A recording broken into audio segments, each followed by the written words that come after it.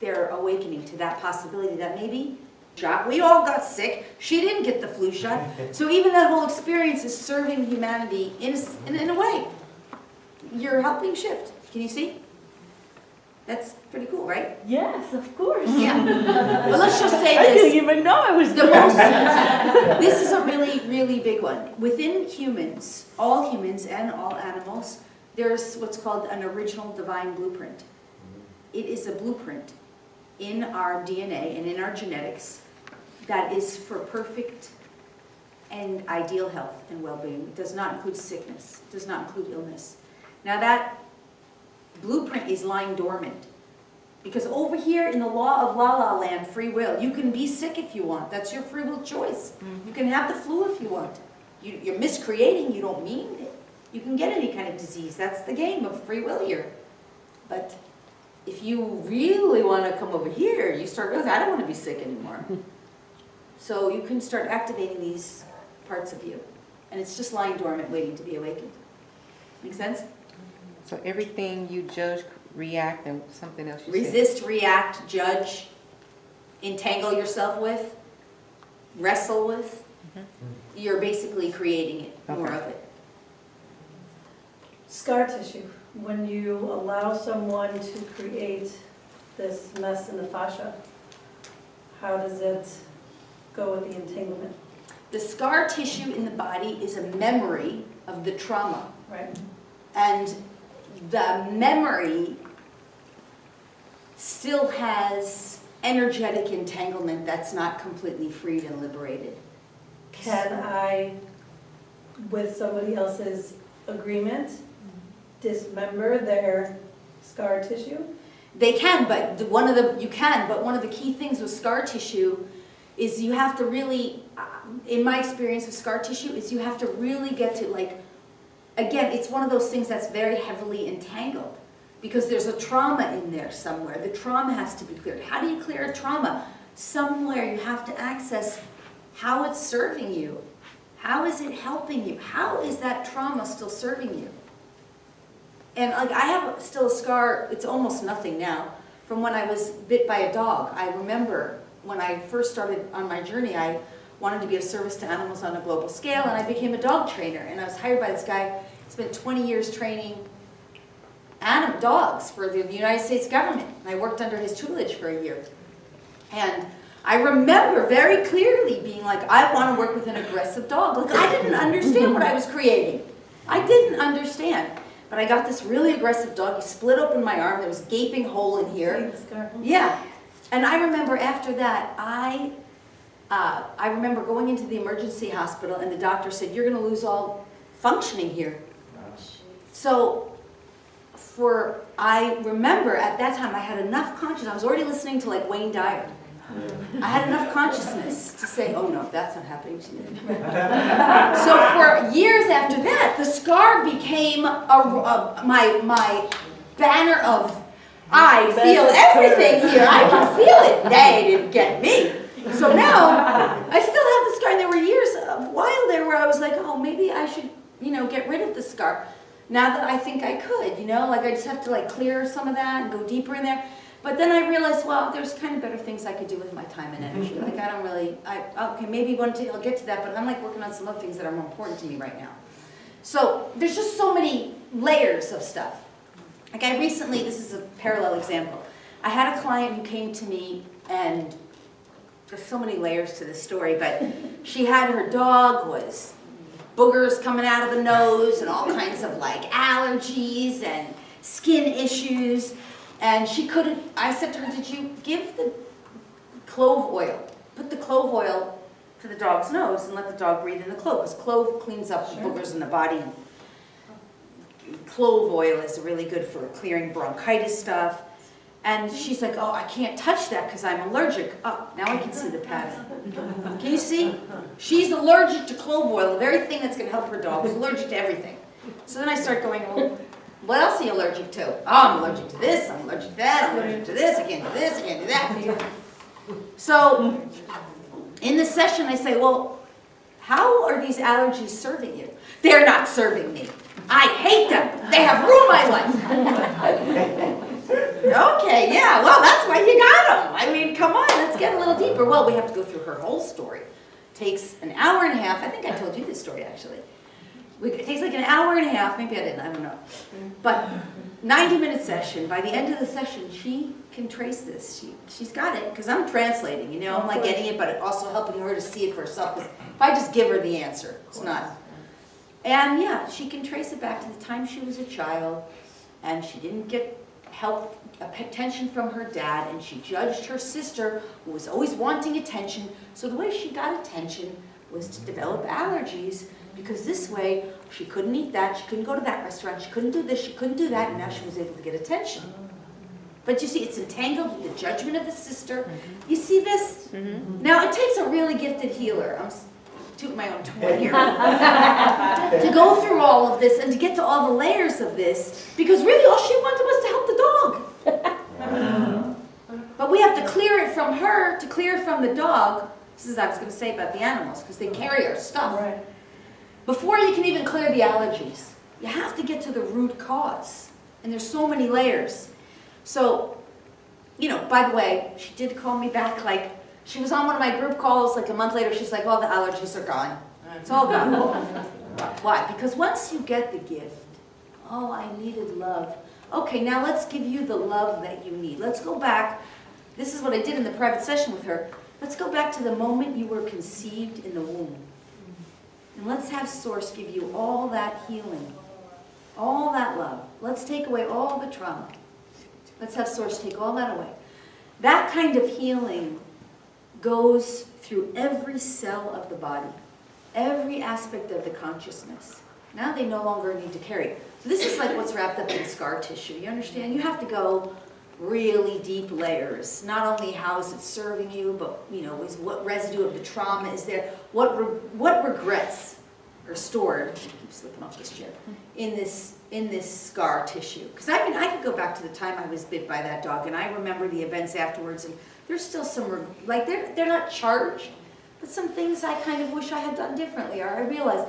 And at the same time, I'm not in any judgment of it. I'm like, oh yeah, I would do it differently, but it's okay. I received the awareness, the learning. So you see, that's why scar tissue builds up. Does that make sense? Yeah. What's your take on bipolar individuals? Okay. So bipolar individuals, by the way, most of the time, I do numerology too. Bipolar person's birthday is either going to be 1-9, 1-8, or 2-9. Can you see why? Low and high. Universal numbers. Why do they have a low and a high? Because, first of all, let's talk a little bit about mental health disorders, or at least emotional depression type of disorders. What depression is? All forms of depression are the soul, the high self, and the soul want to do one thing, and the ego is not going in the direction of the light. So the shadow aspect, which is the ego. Ego is doing something for ego reasons. I need money, so I'm prostituting myself, doing a job that I absolutely hate. This is my story. Drinking, smoking, overeating, overspending. That's my story. I didn't tell you my story, but that is it. And this, I am so unhappy doing all these things, but I'm just ego out of control. Soul is like, you're a healer. You have work to do on this planet. You are incredibly empathic, incredible psychic, and if you don't get lined with this, you are going to just go so far off course. We're going in different directions. I'm trying to get you to pay attention here. You're off down there. I'm letting you go down till you hit the floor, because at some point, you're going to hit the floor and you're going to need me. This is bipolar. See? And it's also depression, because depression is like, this is just not where I want you to go. You're just really so far removed from me. I'm here, but I'm just so far removed from the light that you're in this shadow and you're just lost. That's depression. Does that make sense? Yeah, it's just, it seems like bipolar individuals, they'll get to a good balance. They'll be taking lithium or something. Right. That lithium helps. But all of a sudden, then they go off again. They're Yeah. constantly, you can get them balanced, but then they go back off. Because here's why. Okay, so from a physical level, in this third dimensional reality, the objective is to keep you trapped. So if you can be sort of in that middle zone of not really feeling your pain, if you hit the floor, You have those hit the floor moments where your pain is so bad. What do? God, is there a God? Please help me. Oh, now you're back on path. So, but if you're in the middle zone, neutral zone, I'm lithium, I'm zoned, okay, I'm functioning. Now you're not going to have your hit the floor moment. So you can't find the light. The problem is most of these people are meant to find the light, so they have these moments where the light peeks through. Now I'm high, I'm so happy. Somehow I got back to the light. But they're not really aligned yet. They got their old shadow aspects that haven't been healed and resolved, so it calls them back in. They get trapped back in that cycle. And there's some program or pattern or belief system or entanglement or ensnarlment or entity potentially, whatever there is, pulling them, sucking them, archetypical patterns. I mean, these are the archetypical patterns that every human has to work through. Victim, victimizer. I mean, victim, that is the big one. Slave, slave driver. Anyone work like a dog in your lifetime at any point? Slave, slave driver. Prostitute. Prostitute is not about sex. Prostitute is, I hate my job, but I have to work for the money. Anyone have that going on in their life? Okay, that's prostitute. That is a program. Just like Excel on a computer, it's working, whether you're conscious of it or not. Another big one here is, oh, love this one. Arrogance, worthlessness. Love this one, right? So this is like, I'm so arrogant. What is Donald Trump? Arrogance, worthless. Male, arrogant, white supremacy. That's what you got there. It's a program. He's not even conscious of it. Because really inside there's a God being who's actually trying to liberate humanity in his own way. He doesn't know. Right. Makes sense? So that's a program. So when you're dealing with these kinds of manic depressive, extreme behavioral patterns, bipolar disorder, they've got programs running, and meanwhile they're so far removed from their own light, and then meanwhile the system is trying to entangle them in this middle zone so they can never feel one way or the other. Because if you feel, at least if you go from one extreme or the other, somehow you're either going to hit the floor and pray to God, you're going to find your way back, or else you're going to come into the light because you're happy again. They try to trap up with lithium and drugs. The pharmaceutical drug industry is part of the conspiracy. The people don't necessarily know it. But that whole schooling system that doctors and vets go through is controlled by global elites who control all the money, and they dictate what is allowed to come in to the educational system. They're told and programmed and reprogrammed, pharmaceutical drugs are the answer. They're modern day pill pushers. And it is disturbing to us, but we're doing our best to anchor over here, because if we're not judging it as wrong, look, if I was all triggered by it, you guys would all be walked out the room. You'd be like, wow, she's got some issues. But it's because I can be in the neutral about it that you can hear it, right? Because I can offer this information from a place of neutrality, knowing I'm here to be of service, but I'm not entangled in it. And I tell you, I was on pharmaceutical drugs, like you could line them up, like massive cocktails. Like it is ridiculous. It was like a glass of so many different colors every day I was taking. I remember at one point I couldn't get to sleep, I couldn't wake up, I was up all night, fried. I go to the doctor and he's like, this is working. And I remember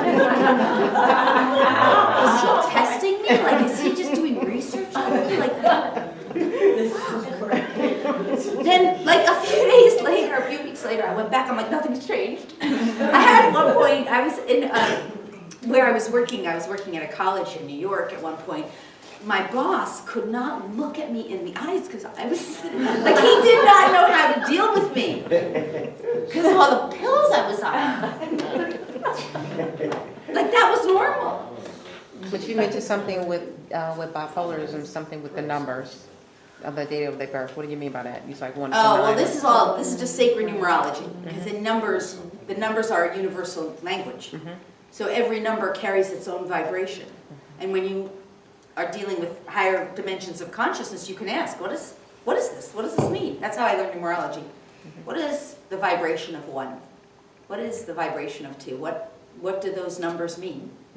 So numbers will speak to you and give you information if you use them. So there's no accident on the day that we're born, the exact day, our entire birthday, our name, all of that has information for us as we access that. And that's why I just know birthdays.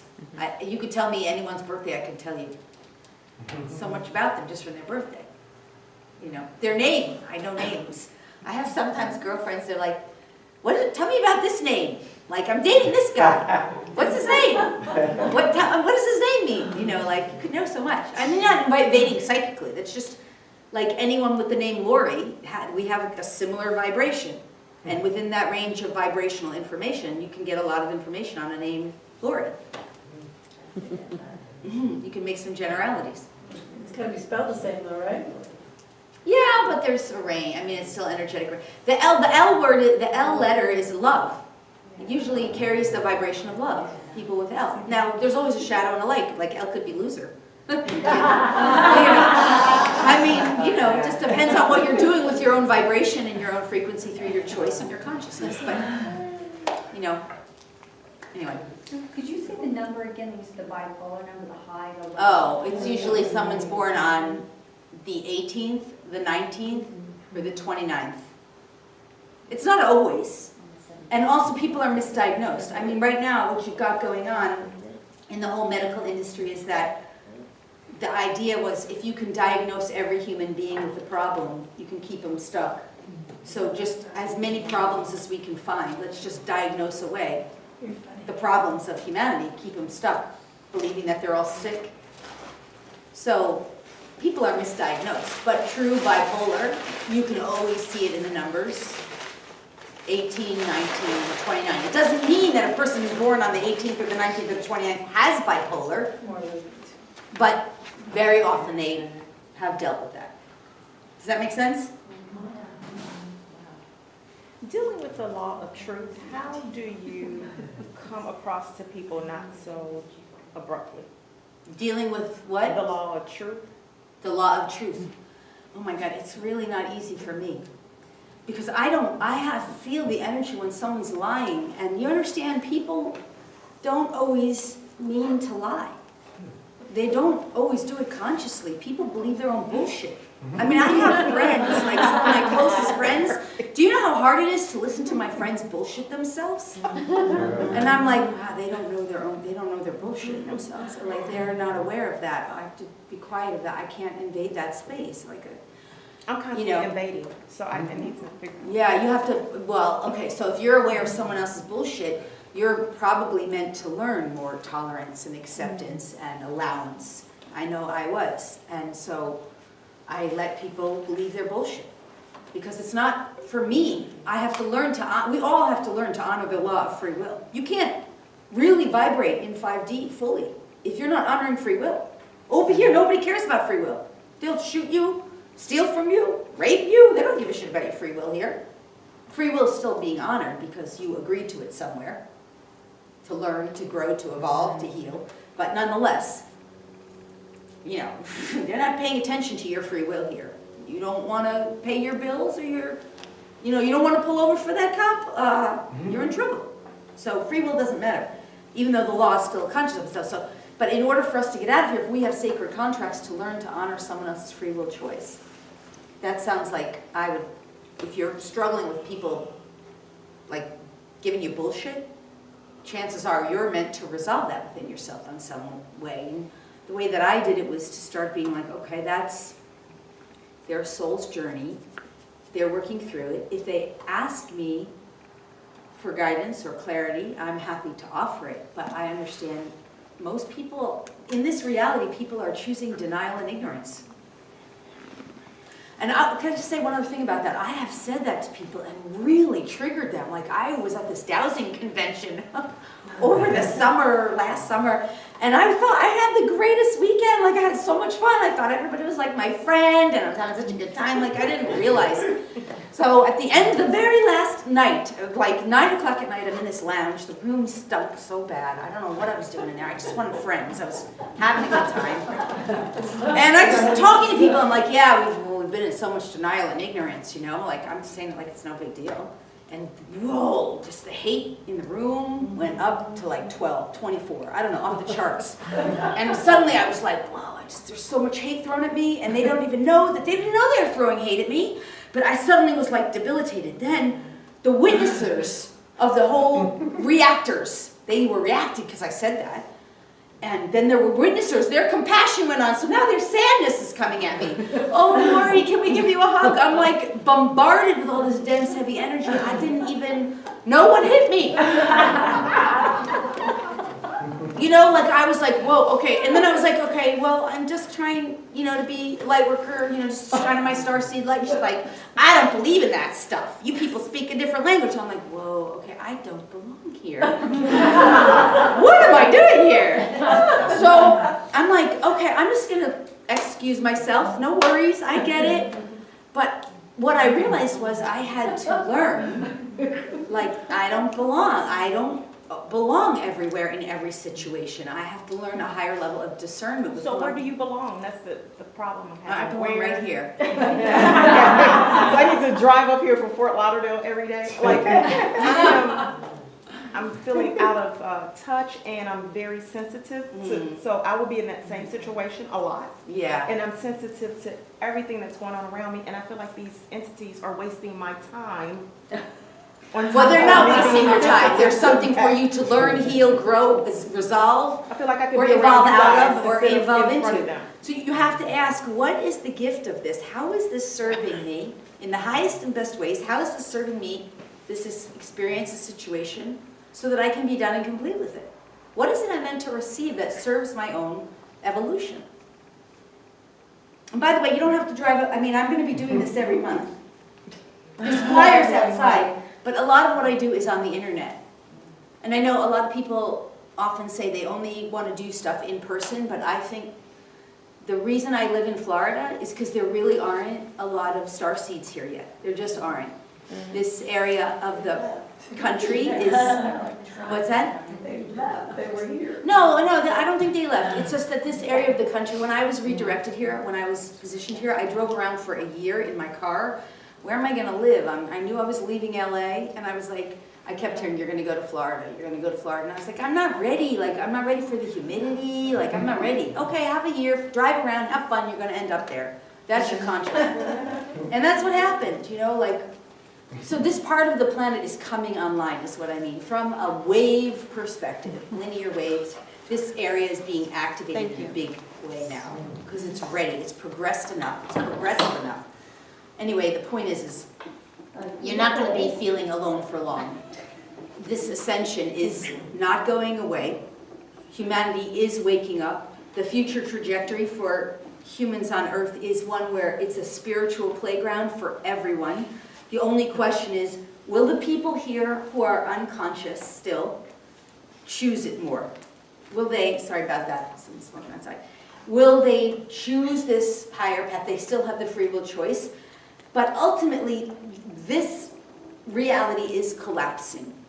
And the goal and the intention for all of humanity is that we all choose this higher path. Now, if they don't choose, they will either finish out their lifetime in unconsciousness and transition, and then they'll have a different kind of ascension in the non-physical realm, or they may potentially have all different kinds of non-benevolent experiences, but at some point, eventually, they're going to get on this path. Because from a linear perspective, humanity is evolving.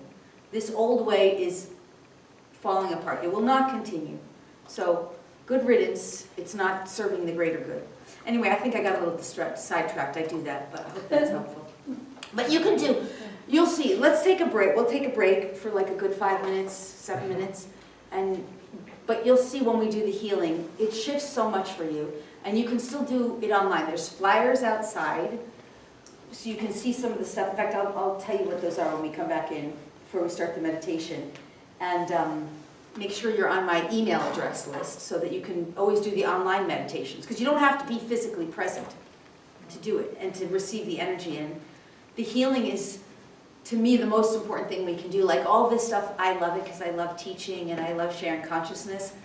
But what's more important is the energy healing, because it clears, it's not more important, it's equally important, but in a way it is more important because it clears all that stuff out and it shifts you energetically. It changes your whole experience for the better. So quickly, so dramatically. So, anyway. Laura, does your flyer reflect the next month? I saw something about whether it was the 13th. Oh, yeah. or 20th. Thank you. Yeah, so next, I've been planning on doing this once a month here, the second Friday of every month. And it'll always be different, always different. But next month, we can't do it on the second one because they have an event here. So it's going to be April 20th next month. Yeah, thanks for asking.